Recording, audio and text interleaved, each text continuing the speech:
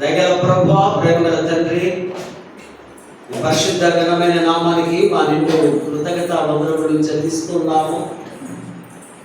గడిచిన కాలమంతా నేను ఎక్కడికి భద్రపరిచి మరొక పరిశుద్ధ వారంలోనికి మమ్మల్ని నడిపించి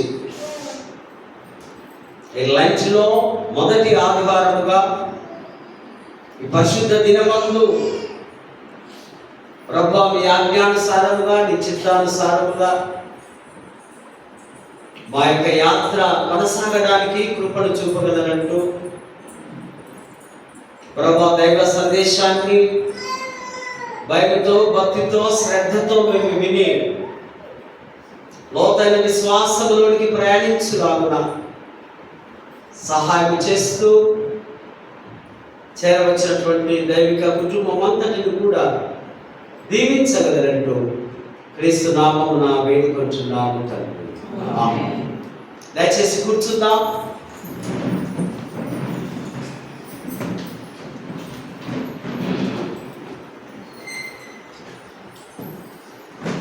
దేవుని పరిశుద్ధ నామానికి మహిమ కలుగును గాక.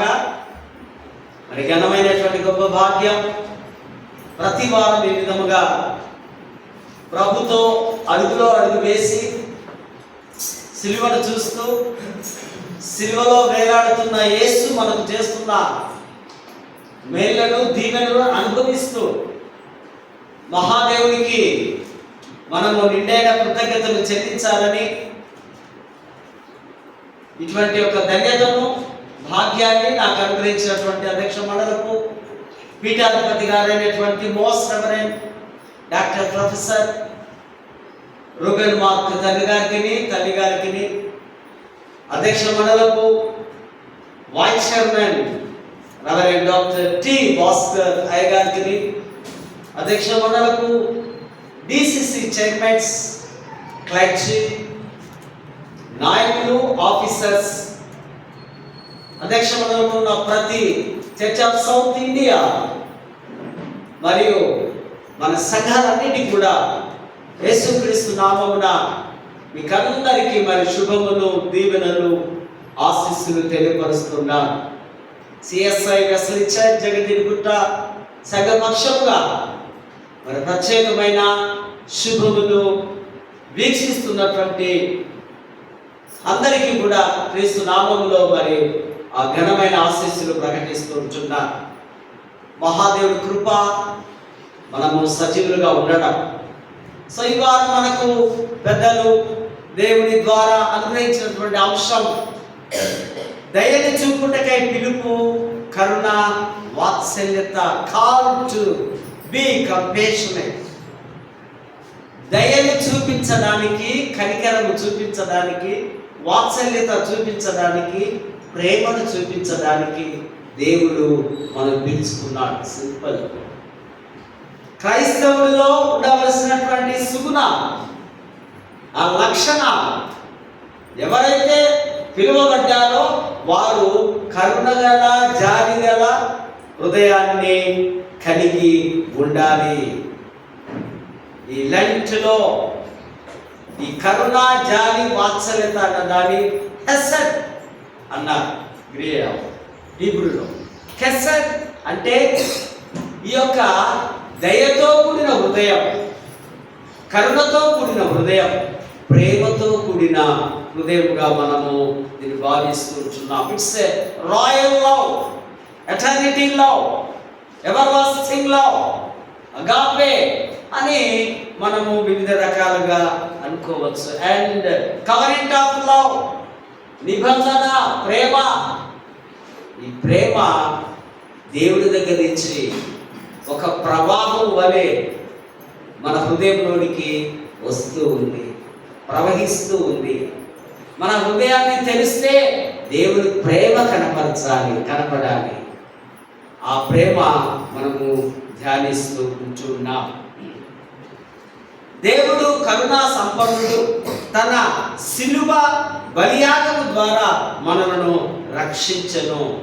రాజు అంటే దయ, ఓపిక గలవాడు.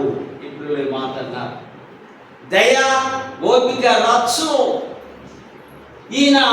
ఆయన కలిగిన దేవుడే కనుక, సృష్టి ఆది నుంచి ఉన్నవాడు దేవుడు కనుక ఈ దినం ప్రపంచమంతా ఆయనకు సాగిలపడి పూజించి నమస్కరిస్తే గణపరుస్తుంది. ఆయన కరుణ వాత్సల్యత ఎప్పుడు కొత్తదే. నిన్నటి కరుణ వేరు, నిన్నటి ప్రేమ వేరు, నిన్నటి దయ వేరు, నిన్నటి కాపుదల వేరు. ఈ దినము ఆయన ఇస్తున్నటువంటి సరికొత్త న్యూ లవ్, కొత్త ప్రేమను ఇస్తుంది. డైలీ ప్రేమ, దేవుడి ప్రేమ మొదలవుతుంది. ఇది అంతం లేని ప్రేమ కనుకనే ఇది కొత్తదిగా భక్తుడు అంటున్నాడు. దేవుడు నెమ్మది, కృప, దీర్ఘ శాంతముతో నిండి ఉన్నాడు. దేవుడిలో కోపం ఉండదు, దేవుడిలో అసూయ, ద్వేషం ఉండదు. ఆయన కరుణ వాత్సల్యత, ఆయన దయగలవాడు. మంచివారి మీద మరి పాపుల పైన కూడా ఆయన యొక్క దయ ఉన్నట్టుగా మనం చూస్తాం. పాట కూడా ఉంది కదా, దయగల వారిపై ఆయన దయ చూపించు, కఠినుల ఎడల ఆయన వికటమించు. దయ, కైండ్నెస్, దయ హృదయం కావాలంటే దేవుడి దగ్గరికి వెళ్ళాలి. నీ కఠినమైన హృదయం నీకు ఉందనుకో, నువ్వు ఎక్కడికి వెళ్ళాలంట? దేవుడి దగ్గరికి వెళితే, దేవుణ్ణి నీవు ఆరాధిస్తే నీ హృదయము మంచిగా అవుతుందని దేవుడి వాక్యము సెలవిస్తూ ఉంటుంది. మనం దేవుడి కరుణ పొందుకొని ఇది ఇతరులకు పంచాలి. Sharing of love. నీ ప్రేమ నీ దగ్గర ఉంచుకోవడం కాదు, నీ మంచితనం, నీ ప్రేమ ఇతరులకు పంచాలి, ఇతరులకు సహాయం చేయాలి. చదవబడిన లేఖన భాగాల్లో మనం గమనిస్తే మనకందరికీ తెలుసు కదా, ఎవరు ఆమె? రూతు. అద్భుతమైనటువంటి వ్యక్తి. ఈ విమోచన కథ లేదా ఈ ప్రేమ కథ నలుగురు మీద ఆధారపడింది. ఎలిమెలెకు, నయోమి, రూతు, బోయాజు. ఇల్లే ఈ స్టోరీ అంతా గిరగిర వారి చుట్టూ తిరుగుతూ ఉంది. బెత్లెహేములో కరువు వచ్చింది. ఆ బెత్లెహేం అంటే అర్థం రొట్టెల నిలయం, రొట్టెల ఇల్లు. అయ్యగారి ఇల్లు అంటే రొట్టెల ఇల్లు.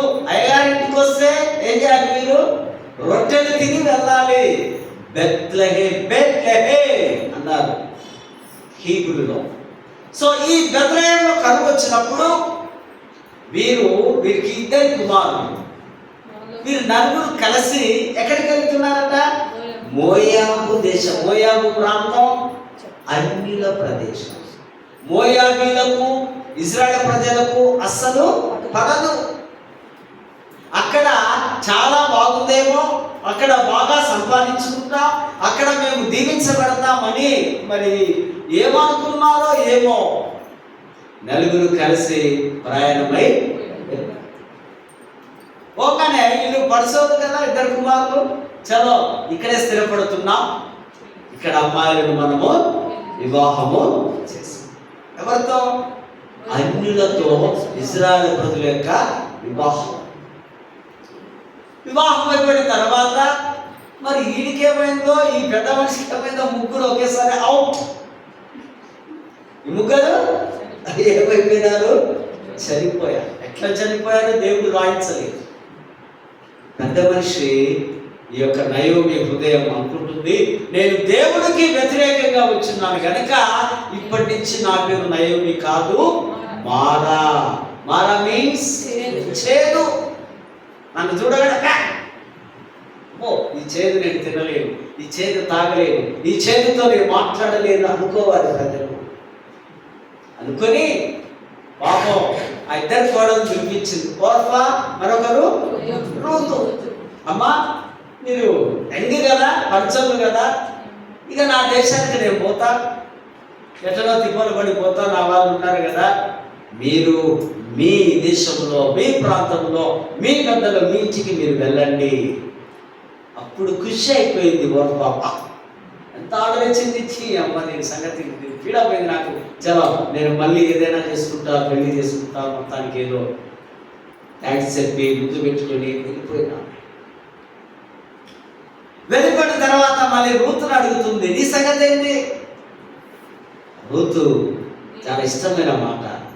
చాలా ఆ మాట ప్రతి స్త్రీలముగా మనమందరం, మీరు నేను కూడా ఏమన్నారట? నేను నిన్ను విడిచి ఎక్కడికి వెళ్ళను, నీవు ఎక్కడికి వెళితే నేను అక్కడికి వస్తా. నీ దేశమే నా దేశం, నీ ప్రజలే నా ప్రజలు, నీ మతమే నా మతము, నీ దేవుడే నా దేవుడు. మొత్తం కంప్లీట్ అడ్రస్ చేంజ్. నిన్ను నేను అనుకరిస్తా, అత్త నీ దగ్గరికి వస్తా. వద్దు బిడ్డ, నీవేమో అన్యురాలు, మా వాళ్ళేమో చాలా నిష్ట కలిగిన ఆయన యెహోవా భక్తులు, వారు యెహోవా మా దేవుడు, నీవు కాదు కదా అంటే ఈ సౌందర్యవతి, ఈ సుందరమైనటువంటి స్త్రీ లేదు లేదు నీ వెంబడే నేను వస్తాను. అవిశ్వాసుల మీద దేవుని యొక్క ప్రేమను నేను చూపిస్తూ ఉంటున్నాను. దేవుడు మరి వారిని ఎన్నుకొని అక్కడి నుంచి వారు బయలుదేరి ఎక్కడికి వచ్చినారు? బెత్లెహేముకు తిరిగి రావడం. మనకు ఒక అడ్రస్ ఉందా? ఒక ఊరు ఉందా?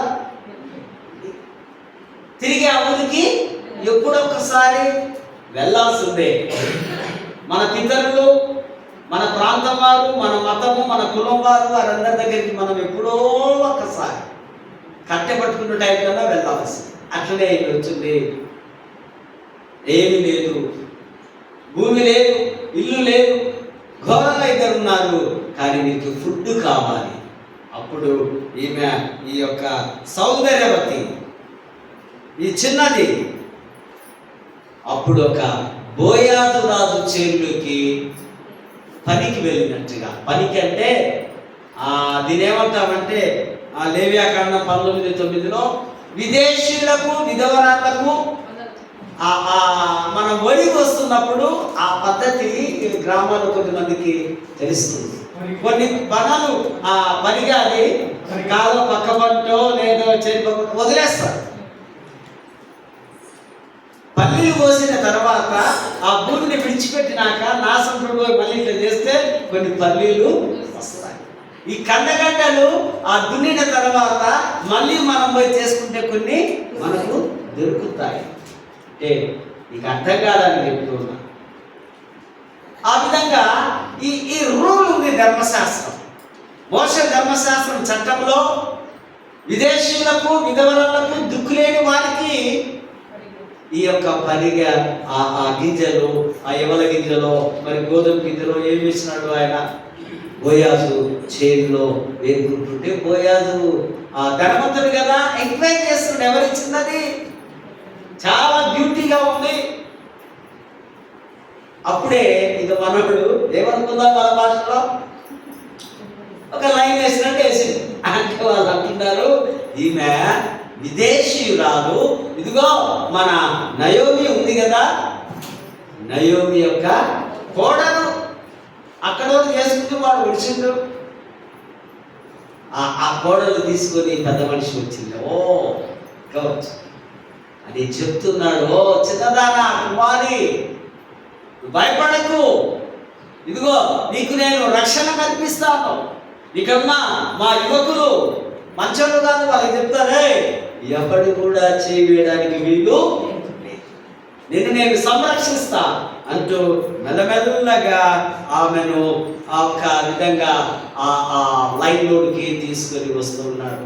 4వ వచనంలో దేవుడైన యెహోవా రెక్కల క్రింద నీవు సురక్షితముగా ఉండేటట్లుగా ఈయన మాట్లాడుతూ ఉంటున్నాడు. Compassion reflects God's wings. నీవు సురక్షితముగా ఉంటావు.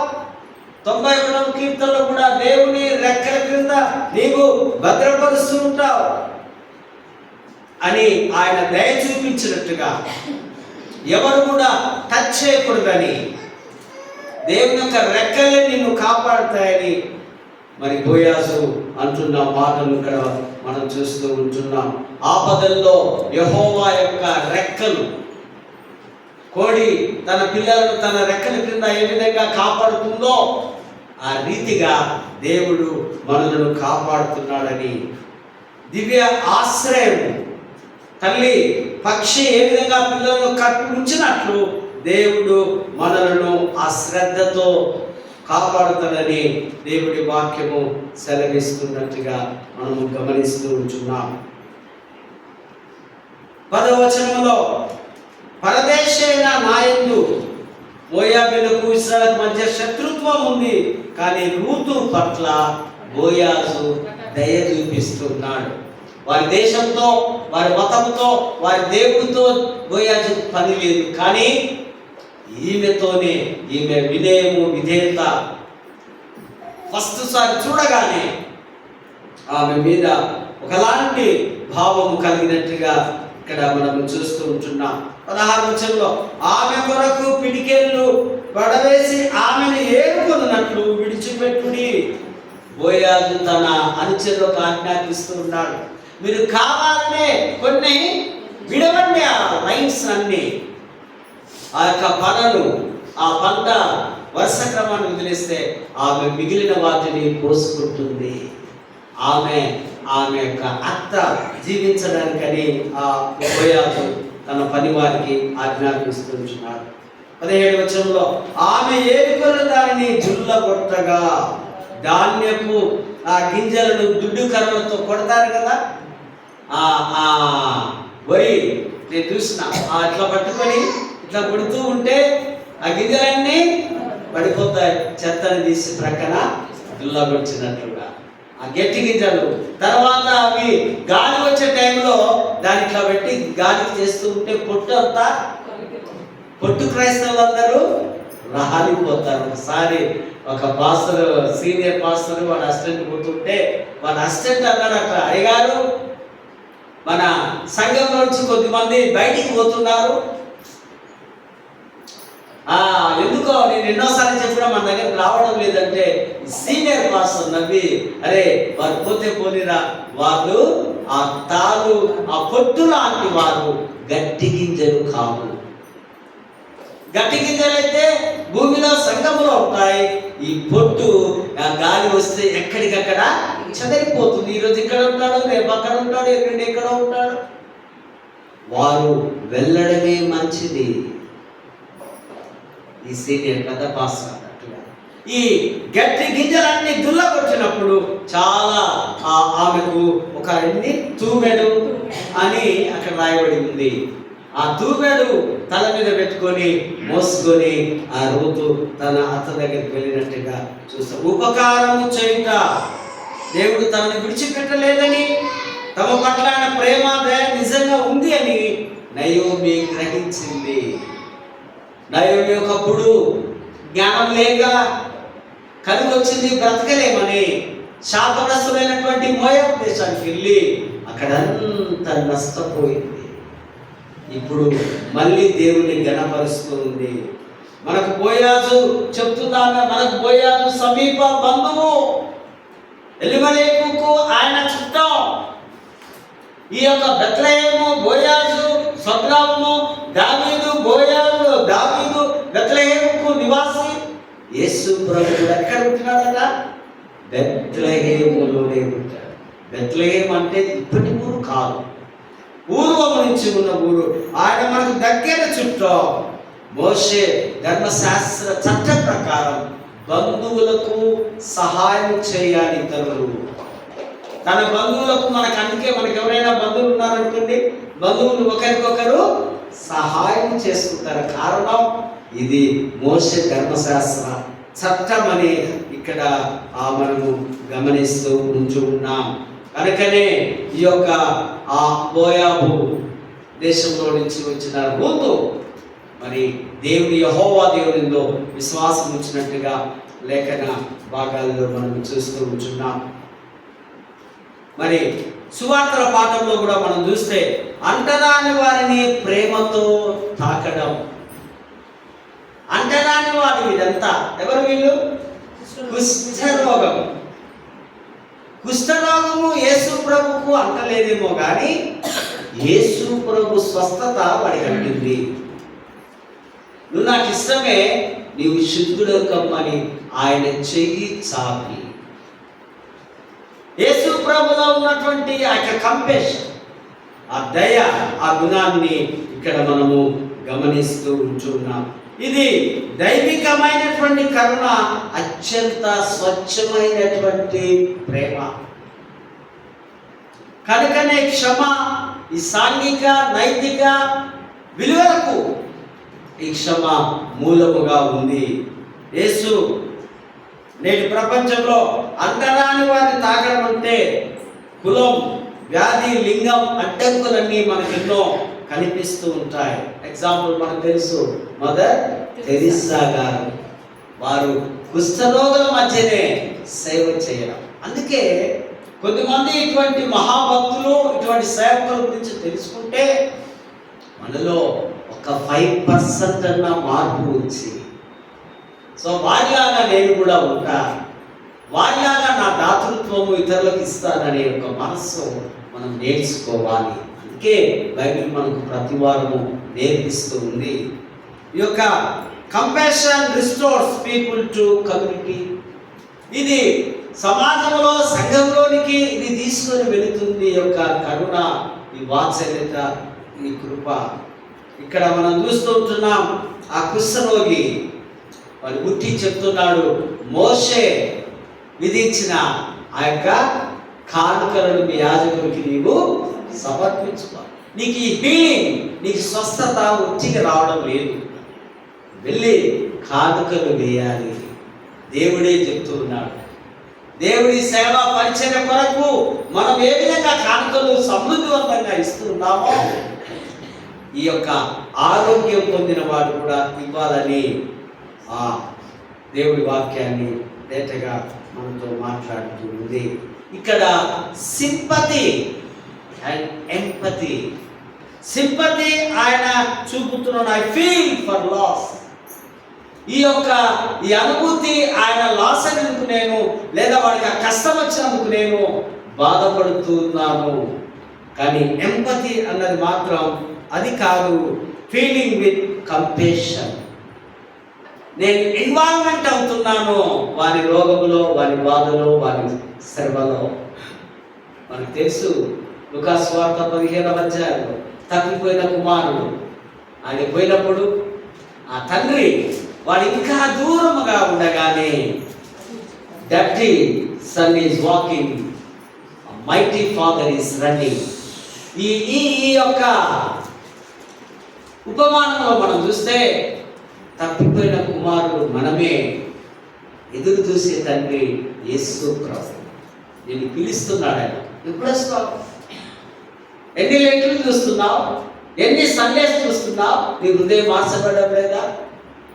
నా కుమారుడా, నా కుమార్తె, నువ్వు పరిగెత్తుకునిరా, నీ కొరకు నా తలుపులు తెరిచి ఉన్నాయి.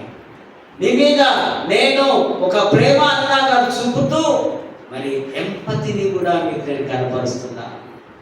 నీ కొరకే నీలో నేను ఇన్వాల్వ్మెంట్ అవుతున్నాను. కనుక ఈ మన జీవితాలు ఈ లంచ్లో రెనోవేట్ చేసుకోవాలి, పునరుద్ధరణ చేసుకోవాలి, తిరిగి రిస్టరేషన్ కట్టుకోవడం. లంచ్లో దేవుని యొక్క కృప ఉందని మీకు నేను జ్ఞాపకము చేస్తూ ఉంటున్నాను. క్రీస్తునందు ప్రేమైనటువంటి వాళ్ళ మరి నేను ముగింపు లేనికి వస్తూ ఉన్నాను. కరుణ అనేది మంచి పనులతో కాదు. కరుణ అంటే క్రీస్తు యొక్క పరిమళ సువాసన. పరిమళ ఆ పుష్పాన్ని, సువాసనను మనము ప్రతిరోజు ఆ కరుణాని సువాసనను మనము అందుకోవాలి.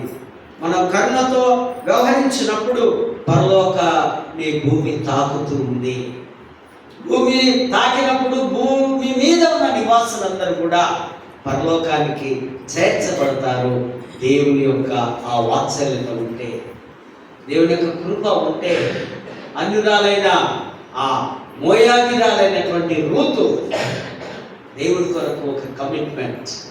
నీ దేవుడే నా దేవుడు, నీ యేసే నా యేసు, నీ ఆరాధనే నా ఆరాధన, నీ గురువుే మా గురువు అని ఒక బలమైన కమిట్మెంట్లో మరి మనం లెంచ్లో ముందుకు కొనసాగాలి. అటువంటి కృప, పరిశుద్ధాత్మ నడిపింపు, దైవ ఆశీస్సులు దేవుడు మనకు అందరికీ అనుగ్రహించుగా. ప్రార్థన చేసుకుందాం. పరిశుద్ధుడా, ప్రేమగల తండ్రి, నీకు వందనాలు. పితబడిన ఈ వాక్యాన్ని మా హృదయంలో మేము భద్రపరచుకునేందుకు సహాయం చేస్తాం. చేరవచ్చినటువంటి దైవిక కుటుంబం అంతటిని కూడా మీరు దీవించగలరు. క్రీస్తు నామమున వేడుకొంచున్నాము తండ్రి.